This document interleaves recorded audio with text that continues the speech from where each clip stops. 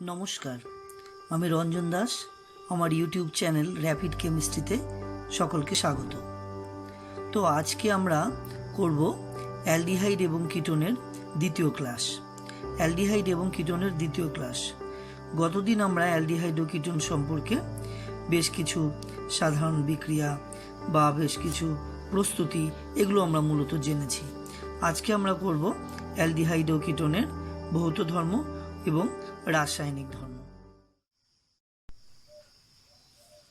সমষ্টিগত অবস্থা। প্রথম সদস্য ফর্মালডিহাইড ঝাঁঝালো গন্ধযুক্ত সাধারণ উষ্ণতায় গ্যাস, ঠিক আছে। দ্বিতীয় সদস্য অর্থাৎ অ্যাসিটালডিহাইড থেকে পরবর্তী 9টি তরল এবং উচ্চতর সদস্যগণ কঠিন পদার্থ। গন্ধ। প্রথম কয়েকটি সদস্যের গন্ধ তীব্র ও ঝাঁঝালো, উচ্চতর অ্যালডিহাইড সুমিষ্ট গন্ধযুক্ত হয়। আর কিটোন।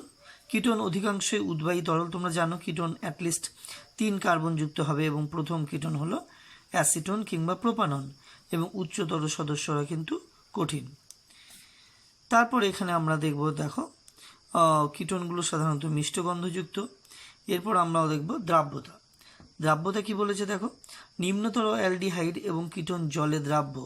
ফর্মালডিহাইড, অ্যাসিটালডিহাইড, অ্যাসিটোন এগুলো কিন্তু জলে দ্রাব্য। 5 এবং অধিক কার্বন পরমাণুযুক্ত উচ্চতর অ্যালডিহাইড এবং কিটোন জলে খুব সামান্য দ্রাব্য। যেহেতু এর কারণটাও বলা রয়েছে এখানে, যেহেতু কার্বনের মূলকের অক্সিজেন পরমাণু জলের অণুর হাইড্রোজেন পরমাণুর সঙ্গে হাইড্রোজেন বন্ধন গঠন করতে পারে এবং অ্যালডিহাইড ও কিটোন শোধক অণু গঠন করতে পারে, সেজন্য এরা জলে দ্রাব্য বা আংশিক দ্রবণীয়। কেন আংশিক দ্রবণীয় এটা এখানে দেখানো হয়েছে দেখো, অ্যালডিহাইড যৌগ জল, এটা অ্যালডিহাইড যৌগ, এটা HO এর জল, আবার অ্যালডিহাইড যৌগ এইভাবে পরস্পর হাইড্রোজেন বন্ধন হতে পারে আর সেজন্য এরা জলে দ্রাব্য। কিন্তু অ্যালডিহাইড বা কিটোনের কার্বন পরমাণুর সংখ্যা বৃদ্ধির সঙ্গে সঙ্গে এদের জল অণুর সঙ্গে হাইড্রোজেন বন্ধনী রচনা করার প্রবণতা ক্রমশ হ্রাস পায়, কারণ উচ্চতর অ্যালডিহাইড এবং কিটোনের ক্ষেত্রে হাইড্রোকার্বন মূলক কার্বনের মূলকের তুলনায় প্রাধান্য পায়। সব অ্যালডিহাইড বা কিটোন বিভিন্ন জৈব দ্রাবকে কিন্তু অবশ্যই দ্রবীভূত হবে, ঠিক আছে। এবার আমরা দেখব স্ফুটনাঙ্ক। স্ফুটনাঙ্কে কি বলা রয়েছে দেখো, অ্যালডিহাইড ও কিটোনের সমসংখ্যক কার্বন বিশিষ্ট অ্যালকোহল অপেক্ষা কিন্তু অ্যালডিহাইড কিটোনের স্ফুটনাঙ্কটা কম হবে। তার কারণটা খুব পরিষ্কার, কারণ অ্যালকোহলের মধ্যে কি হবে, অন্তঃআণবিক হাইড্রোজেন বন্ধনী হতে পারে, ঠিক আছে। কারণ অ্যালডিহাইড বা কিটোনে কোনো প্রকার আর হাইড্রোজেন বন্ধনী সম্ভবপর নয় আন্তঃআণবিক, এবং হাইড্রোজেন বন্ধনের জন্য একাধিক অ্যালকোহল অণু সংযোজিত হয়ে থাকে বলে অ্যালকোহলের স্ফুটনাঙ্ক স্বভাবতই কিন্তু অ্যালডিহাইড কিটোন অপেক্ষা বেশি হবে, কেমন। অপরদিকে সমসংখ্যক কার্বন পরমাণুযুক্ত অ্যালকেন অপেক্ষা অ্যালডিহাইড এবং কিটোনের স্ফুটনাঙ্ক কিন্তু বেশি হবে, কারণ অ্যালকেনে কোনো প্রকার ধ্রুবীয়তা থাকে না। ধ্রুবীয়তা না থাকার জন্য কোনো রকম আণবিক সংযোজন কিন্তু এখানে সম্ভব না, ঠিক আছে।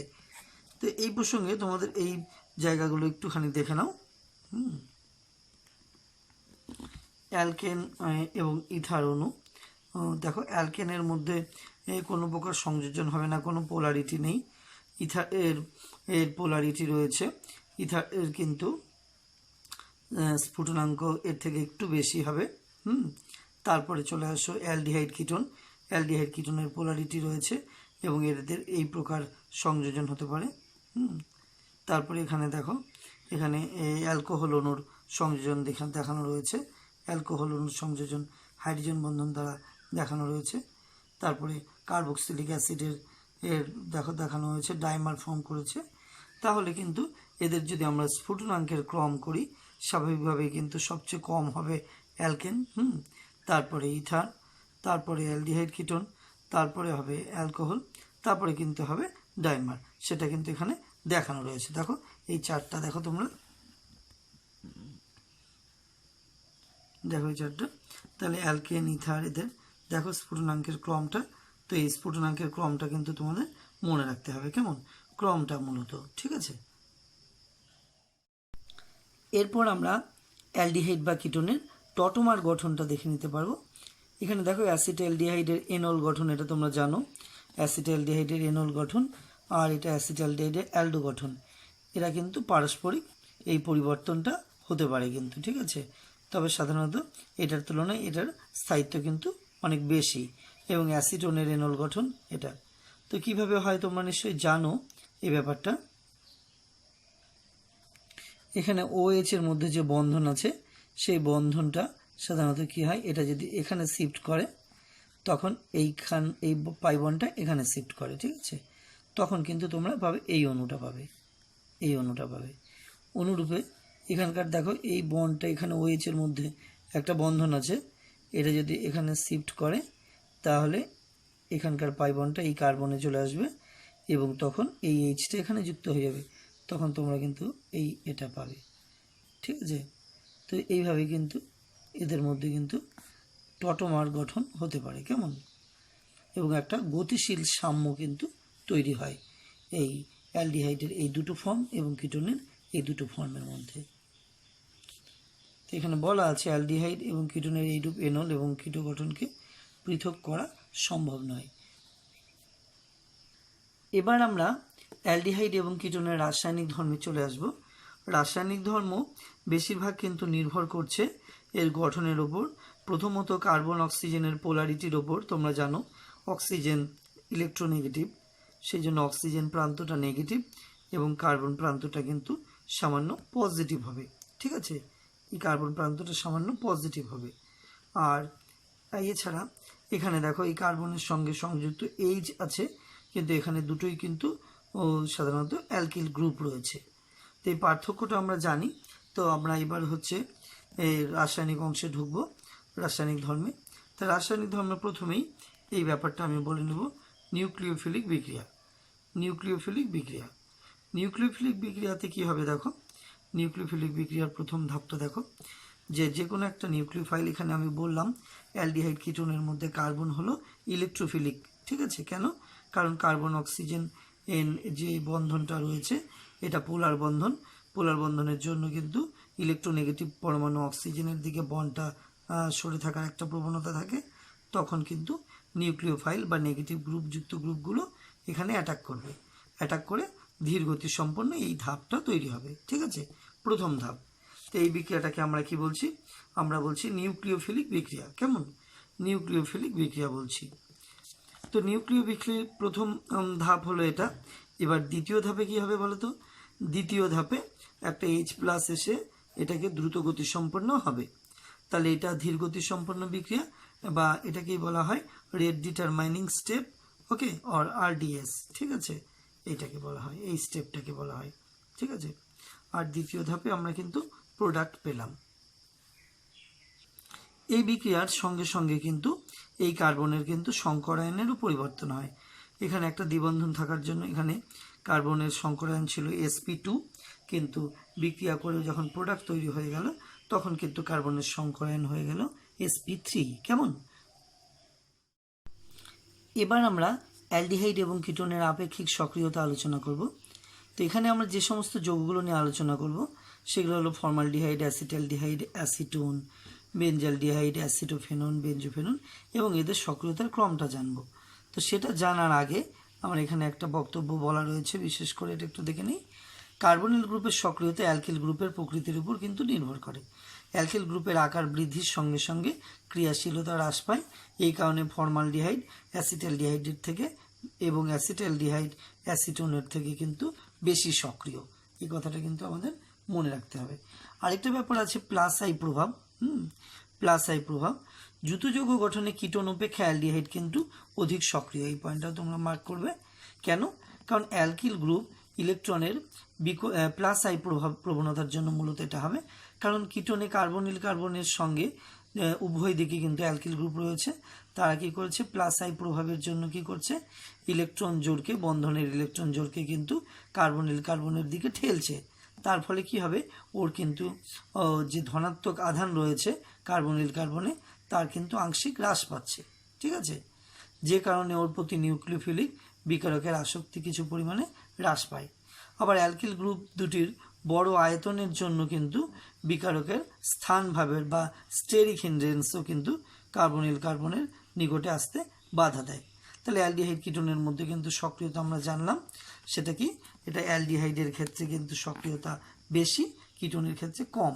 তার কারণ দুটো, একটা প্লাস আই প্রভাব দিয়ে বলা হলো, আরেকটা হচ্ছে এই যে স্টেরিক হিন্ড্রেন্স দিয়ে বলা হলো কিন্তু এখানে, ঠিক আছে। তাহলে এদের রাসায়নিক সক্রিয়তার ক্রমটা কিন্তু আমরা এখন দেখে নেব। দেখো রাসায়নিক সক্রিয়তার ক্রম, এই যৌগগুলোর রাসায়নিক সক্রিয়তার ক্রম এখানে সাজানো আছে। সবচেয়ে বেশি সক্রিয় এই যৌগগুলোর মধ্যে ফর্মালডিহাইড, তারপরে অ্যাসিটালডিহাইড, তারপরে অ্যাসিটোন, এইভাবে পরপর কিন্তু আসবে। তবে সবচেয়ে সক্রিয়তা কম তাহলে দাঁড়ালো বেনজোফেনল, ঠিক আছে, বেনজোফেনল। তো এই প্রত্যেকটা যৌগের সক্রিয়তা তাহলে দুটো বিষয়ের উপর নির্ভর করছে, একটা স্টেরিক হিন্ড্রেন্স আর একটা হলো এই কার্বনিল কার্বনের কিন্তু ইলেকট্রোফিলিসিটি বা পজিটিভ চার্জ, যেটা সাধারণত অ্যালকিল গ্রুপ বা বাল্কি গ্রুপ থাকলে পরে কিন্তু এখানে সেক্ষেত্রে কী হবে, এর সক্রিয়তা কমে যাবে। কেন? প্লাস আই প্রভাবের জন্য। এরপর আমরা অ্যালডিহাইড কিটোনের সাধারণ বিক্রিয়া সমূহগুলো দেখব। তাহলে কী কী টাইপের অ্যালডিহাইড কিটোনের বিক্রিয়া আমরা পড়ব দেখো, সরল নিউক্লিওফিলিক দ্রুত বিক্রিয়া, simple nucleophilic addition reaction, carbonyl বন্ধনের দ্রুত বিক্রিয়া বা জল অপসারণ, nucleophilic addition reaction with elimination of water, প্রতিস্থাপন বিক্রিয়া দ্যাট ইজ সাবস্টিটিউশন রিঅ্যাকশন, আমরা পড়ব জারণ বিক্রিয়া বা অক্সিডেশন রিঅ্যাকশন, তারপরে পড়ব আলফা হাইড্রোজেনের জন্য বিক্রিয়া পড়ব এবং কিছু বিবিধ বিক্রিয়া পড়ব। তাহলে সবার প্রথম আমাদের সরল নিউক্লিওফিলিক দ্রুত বিক্রিয়াটা আমরা শুরু করে দিই।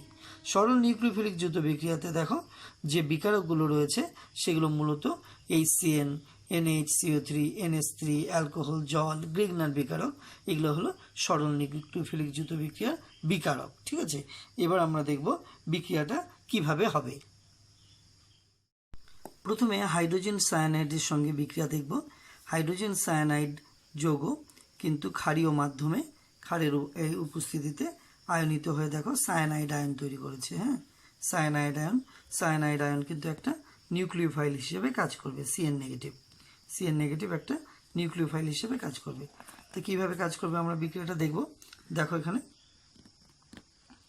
এখানে একটা কিটোন যৌগ নেওয়া হয়েছে, এই দুটো আর এর মধ্যে যদি একটি এইচ হয়ে যায় তাহলে সেটা হয়ে যাবে অ্যালডিহাইড। এখানে বিক্রিয়ার ধরন লক্ষ্য করো, আমরা জানি এই কার্বনটা হচ্ছে ইলেকট্রোফিলিক কার্বন, ওই জন্য নেগেটিভ গ্রুপটা এখানে অ্যাটাক করবে এবং সে সময় কিন্তু এই বন্ধনটা পাই বন্ধনটা কিন্তু শিফট করে যাবে অক্সিজেনের দিকে। তাহলে এই বিক্রিয়া আমরা আগেও দেখেছি, এই টাইপের এখানে বিক্রিয়া হলো। তা এই যৌগটা তারপরে জল অণু থেকে H+ গ্রহণ করবে এবং বিক্রিয়াটা এইভাবে হবে, অর্থাৎ অ্যালকোহল হলো, ঠিক আছে। তো এইভাবে অনুরূপ বিক্রিয়া এখানেও দেওয়া রয়েছে।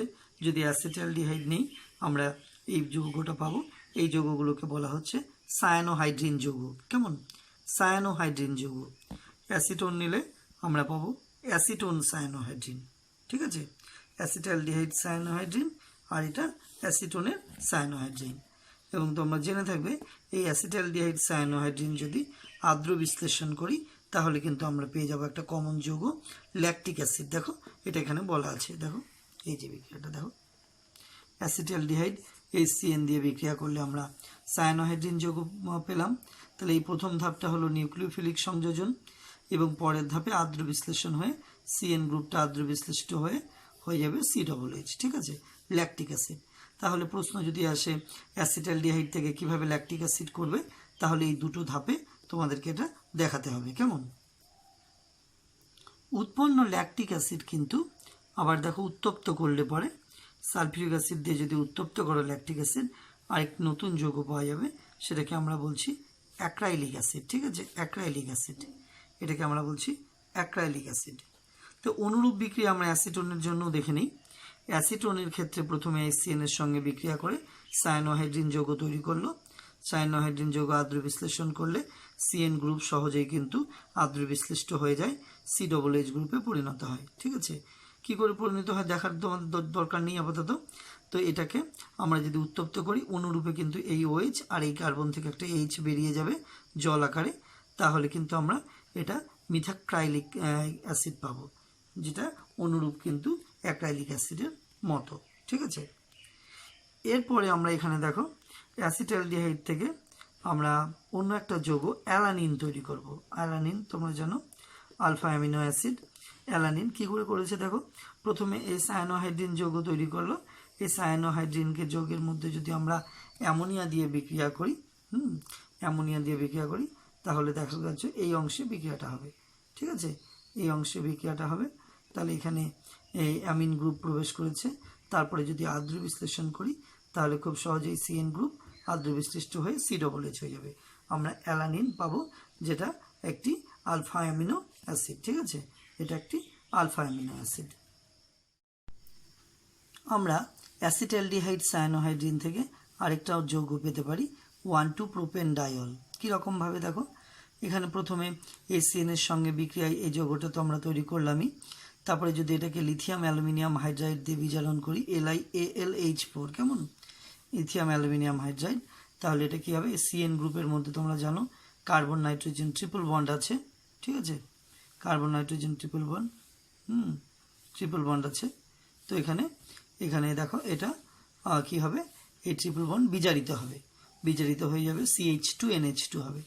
আর NH2 গ্রুপ আমরা জানি HNO2 দ্বারা বিক্রিয়া করলে OH গ্রুপ হয়ে যায়। তো এইভাবে কিন্তু আমরা প্রোপান 1,2-ডাইঅল পেতে পারি। এরপর আমরা দেখব সোডিয়াম বাইসালফাইডের সঙ্গে কিভাবে অ্যালডিহাইড কিটোন বিক্রিয়া করে। সোডিয়াম বাইসালফাইড NaHSO3 যৌগ খুব সহজেই যুক্ত হয়ে কিন্তু একটি কেলাসাকার কঠিন পদার্থ তৈরি হয়, যেটি কিন্তু জলে অদ্রাব্য। ঠিক আছে, সোডিয়াম বাইসালফাইড, জলে অদ্রাব্য না, জলে দ্রাব্য। হ্যাঁ, জলে দ্রাব্য, যেহেতু লবণ অবশ্যই জলে দ্রাব্যই হবে।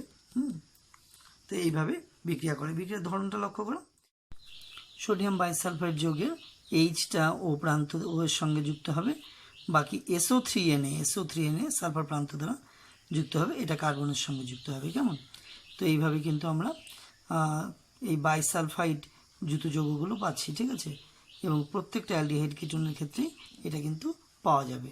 এটা একটি কেলাসাকার কঠিন এবং জলে সেটা খুব ভালো রকমভাবে কিন্তু দ্রাব্য। ঠিক আছে, বাইসালফাইড যে যৌগটা তৈরি হলো, এই যে যুত যৌগ তৈরি হলো, এই বিক্রিয়াটি কিন্তু উভমুখী বলে খনিজ অ্যাসিড বা ক্ষারের জলীয় দ্রবণ সহ বাইসালফাইড যুত যৌগকে উত্তপ্ত করলে মূল অ্যালডিহাইড বা কিটোন কিন্তু আমরা ফিরে পাবো। ঠিক আছে, মূল অ্যালডিহাইড বা কিটোন, দেখো এই যুত যৌগকে যদি আমরা উত্তপ্ত করি HCl বা ক্ষার দিয়ে, হ্যাঁ, তাহলে কিন্তু আমরা মূল যৌগটা কিন্তু অবশ্যই ফিরে পাবো।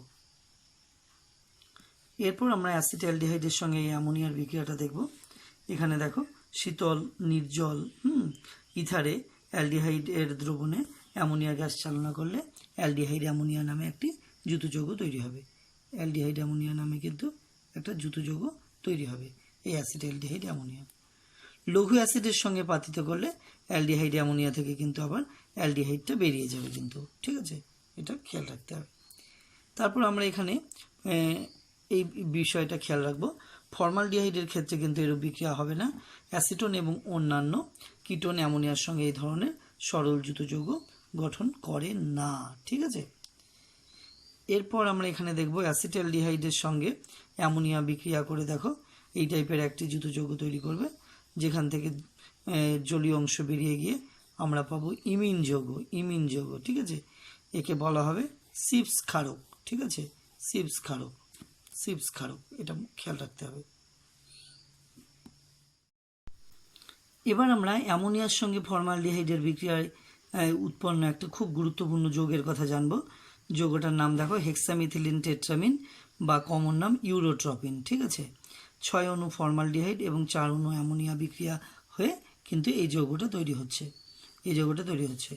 এই যৌগটি সাধারণত ইউরিনারি ইনফেকশনের ওষুধ হিসাবে কিন্তু এর ব্যবহার রয়েছে।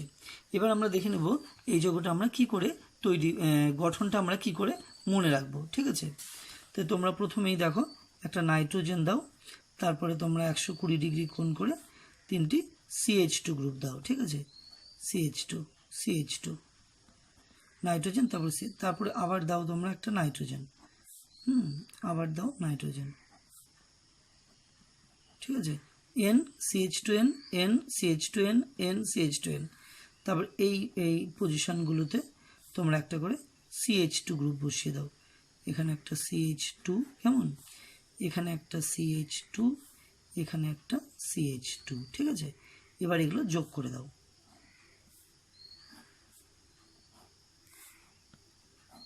এইভাবে মনে রাখতে হবে কিন্তু তোমাদের। ঠিক আছে, এইভাবে কিন্তু এই গঠনটা তোমাদের মনে রাখতে হবে, হেক্সামিথিলিন টেট্রামিন বা ইউরোট্রপিন। কেমন, এরপর দেখো জল সংযোজন।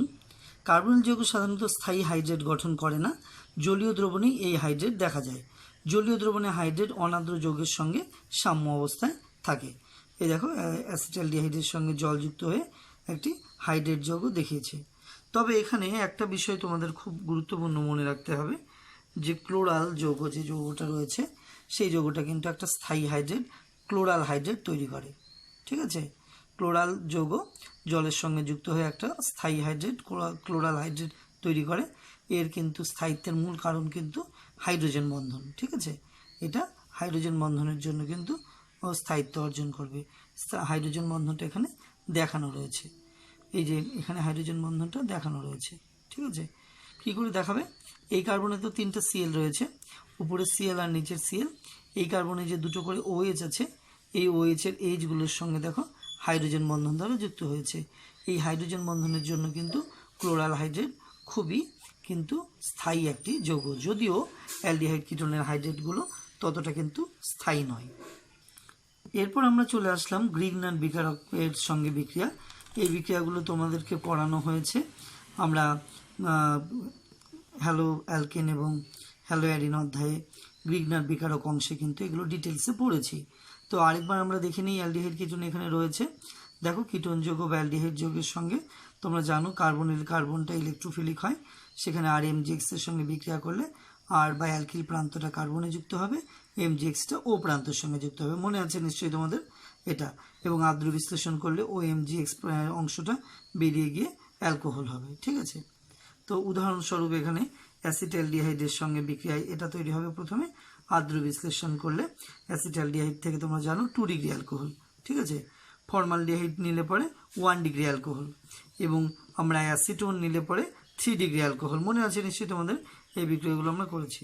তো এখানে এটাকে আমরা সামারাইজ করব। সামারাইজ করা হয়েছে এখানে দেখো গ্রিগনার বিকারক ফর্মালডিহাইডের সঙ্গে বিক্রিয়া করে যে একটা অন্তর্বর্তী যৌগ তৈরি হলো, যেটা আদ্র বিশ্লেষণে 1 ডিগ্রি অ্যালকোহল। আর অ্যাসিটালডিহাইড নিলে পরে সেকেন্ডারি অ্যালকোহল, আর কিটোন নিলে পরে অর্থাৎ অ্যাসিটোন নিলে 3 ডিগ্রি অ্যালকোহল। বিক্রিয়া 3টির ধরন তো একই রকম। প্রথম ধাপে RMgX যুত যৌগের মতো গঠন করবে, যেটা আদ্র বিশ্লিষ্ট হয়ে অ্যালকোহল যৌগ পাওয়া যাবে। কেমন? এই বিক্রিয়ার একটা বিশেষ গুরুত্ব আছে, সেটা অবশ্যই উল্লেখ করতে হবে। গ্রিগনার বিকারক নতুন কার্বন কার্বন বন্ধন গঠন করে, যা জৈব যৌগের শ্রেণী উন্নয়নে সাহায্য করে। শ্রেণী উন্নয়ন মানে জৈব যৌগে কার্বন সংখ্যা বৃদ্ধি। ধরো মিথানল থেকে ইথানল কিংবা ইথানল থেকে প্রোপানল, অর্থাৎ কোনো একটা যৌগে কার্বন সংখ্যা বৃদ্ধির ক্ষেত্রে এই বিক্রিয়াগুলো কিন্তু খুবই উপযোগী। এবার আমরা অ্যালকোহলের সঙ্গে বিক্রিয়া, অ্যালডিহাইড কিটোনের বিক্রিয়ায় হেমিঅ্যাসিটাল এবং অ্যাসিটাল গঠন কিভাবে হয় সেটা দেখব। দেখো এই বিক্রিয়াগুলো আমরা আগেও একবার দেখেছি, এখন আরেকবার দেখব, পরিষ্কার হয়ে যাবে ব্যাপারটা। অ্যালডিহাইডের সঙ্গে যদি অ্যালকোহল যুক্ত হয়, দেখো অ্যালডিহাইডের আমি বারবার করে বলেছি অ্যালডিহাইড বা কিটোনের ACO গ্রুপটিতে কিন্তু মূলত বিক্রিয়াটা হবে। অক্সিজেনটা নেগেটিভ, ও কী করবে, এই অক্সিজেনটা কিন্তু সাধারণত এই R প্রান্তটাকে নেবে, আর এই কার্বনটা পজিটিভ, ও নেগেটিভ অংশ OH-টা যুক্ত হবে। নেগেটিভ অংশ OH এই কার্বনে যুক্ত হবে, আর R অংশটা কিন্তু অ্যালকিল গ্রুপটা অক্সিজেনে যুক্ত হবে। তাহলে যে যৌগটা তৈরি হলো সেটা শুষ্ক HCl গ্যাসের উপস্থিতিতে বিক্রিয়াটি হবে। এই যৌগটাকে আমরা বলছি হেমিঅ্যাসিটাল। যদি অতিরিক্ত পরিমাণ যদি অ্যালকোহল শুষ্ক HCl এর দ্বারা বিক্রিয়া করি, আবার বিক্রিয়া করবে, আবার বিক্রিয়াতে কী হবে, এই OH গ্রুপটা প্রতিস্থাপিত হবে। এখন OH গ্রুপটা প্রতিস্থাপিত এখানে আবার কিন্তু অনুরূপ OR গ্রুপটা, অর্থাৎ যে অ্যালকোহলের অংশটা এখানে প্রবেশ করবে। এটা হচ্ছে অ্যাসিটাল। মনে রাখবে, এটা হেমিঅ্যাসিটাল এবং এটা অ্যাসিটাল। একই রকমভাবে দেখো অ্যাসিটালডিহাইড থেকে আমরা এই বিক্রিয়ার হেল্প নিয়ে আমরা কিন্তু অ্যাসিটালডিহাইড ইথাইল অ্যাসিটাল তৈরি করতে পারি। ঠিক আছে, বিক্রিয়ার ধরন দেখো একই রকম রয়েছে। এখানে কি হয়েছে, এখানে দেখো C2H5, ঠিক আছে, আর OH-টা এই কার্বনে যুক্ত হলো, আর C2H5টা দেখো O এর সঙ্গে চলে এসছে, OC2H5। ঠিক আছে, থায়ো অ্যালকোহল কোনগুলো যৌগ তোমরা জানো, বা এগুলোকে মার্কাপটান যৌগও বলা হয়। আর SH, আর অবশ্যই একটা অ্যালকাইল গ্রুপ যুক্ত হয়েছে। বিক্রিয়ার ধরনটা একই রকম, যেরকম আমরা দেখলাম হেমি অ্যাসিটাল এবং অ্যাসিটাল ফর্মেশনের সময় এখানে কি হবে SH এই প্রান্তটা দেখা যাচ্ছে এখানে। দেখো এই প্রান্তটা কিন্তু এখানে কি হবে যুক্ত হচ্ছে, কিভাবে যুক্ত হচ্ছে লক্ষ্য করো। এই জায়গাতে এখানে 2 অণু RSH নেওয়া হয়েছে এবং দুটো H ও এর সঙ্গে জল বেরিয়ে গেছে, তাহলে পড়ে থাকছে দেখো SR পার্টটা এই কার্বনে একটা আর এই কার্বনে এখানে একটা দুটো যুক্ত হয়েছে। ঠিক আছে, এটাকে আমরা বলছি মার্কাপটাল যৌগ। ঠিক আছে, মার্কাপটাল যৌগ মনে রাখবে। এখন আমরা কার্বনিল বন্ধনের যুত বিক্রিয়া এবং জল অপসারণ বিক্রিয়া পড়ব। তো এই বিক্রিয়াগুলো পড়ার আগে তোমাদের কতগুলো যৌগ সম্পর্কে পরিচয় জেনে নিতে হবে। দেখো এখানে যেমন হাইড্রক্সিল্যামিন NH2OH, হাইড্রাজিন NH2NH2, ফিনাইল হাইড্রাজিন NH2NH একটা বেঞ্জিন রিং থাকছে, 2,4-ডাইনাইট্রো ফিনাইল হাইড্রাজিন, 2,4-ডাইনাইট্রো ফিনাইল বেঞ্জিন রিং, 2 আর 4 পজিশনে দুটো NO2 আর এখানে হচ্ছে NH2। তাহলে প্রত্যেকটা যৌগের মধ্যে কমন অংশ কোনটা বুঝতেই পারছো, একটা করে NH2 গ্রুপ কিন্তু আমরা শুরুতেই দেখতে পাচ্ছি। ঠিক আছে, এছাড়া সেমি কার্বাজাইড NH2NH CONH2 এই যৌগগুলোর কিন্তু নাম সংকেত গঠন তোমাদের মনে রাখতে হবে। ঠিক আছে, এবার এগুলো অ্যালডিহাইড কিটোনের সঙ্গে কিভাবে বিক্রিয়া করবে। বিক্রিয়ার ধরন খুব সহজ একটা বিক্রিয়া, RCHO অর্থাৎ এখানে এটাকে যদি আমরা অ্যালডিহাইড ধরি তাহলে দেখো এইখানে এই যে O আছে এই কার্বনের সঙ্গে ডবল বন্ড দ্বারা যুক্ত, সেই ওটা বেরোবে আর NH2 প্রত্যেক ক্ষেত্রে NH2 আছে প্রান্তীয় অবস্থানে, NH2-র কী হবে দুটো H বেরোবে। বুঝবে লজিকটা? ঠিক আছে, কিভাবে হবে আমি একটু দেখিয়ে দিই। দেখো তোমরা, তো এখানে দেখো এটা একটা অ্যালডিহাইড বা কিটোন যৌগ যাই থাক না কেন, এটা কিন্তু এবার মনে করো হাইড্রোজেনের সঙ্গে যুক্ত হচ্ছে। হাইড্রোজেন কি NH2NH2, আমরা কি এটাকে লিখবো এইভাবে H2N NH2। ঠিক আছে, এই H2 অংশটা বেরিয়ে যাবে। ঠিক আছে, এখানে অন্য যদি গ্রুপ থাকে তাহলে যৌগটা আলাদা হয়ে যাবে। তাহলে এখানে এটা আমি হাইড্রোজেন নিয়েছি, এই অংশে OH থাকলে এটা হাইড্রক্সিল্যামিন। ঠিক আছে, বা এই অংশে অন্য গ্রুপগুলোও থাকতে পারে যেগুলো আমি বললাম, তাহলে আলটিমেটলি এই জল অংশ বেরিয়ে যাবে। প্রোডাক্টটা কী হবে বুঝতে পারছো তোমরা? প্রোডাক্টটা কী হবে? প্রোডাক্টটা হচ্ছে তাহলে এখানে C+N NH2 এইরকম একটা যৌগ কিন্তু আমরা পাচ্ছি। ঠিক আছে, এখানে যতগুলো যৌগ আমরা দেখলাম এই প্রত্যেকটা যৌগের ক্ষেত্রেই কিন্তু এই একই টাইপের কিন্তু উৎপন্ন যৌগ আমরা পাবো, একদম সেম টাইপের যৌগ কিন্তু আমরা পাবো। ঠিক আছে, জল অপসারিত হয়ে এই যৌগগুলো এখানে তৈরি হবে।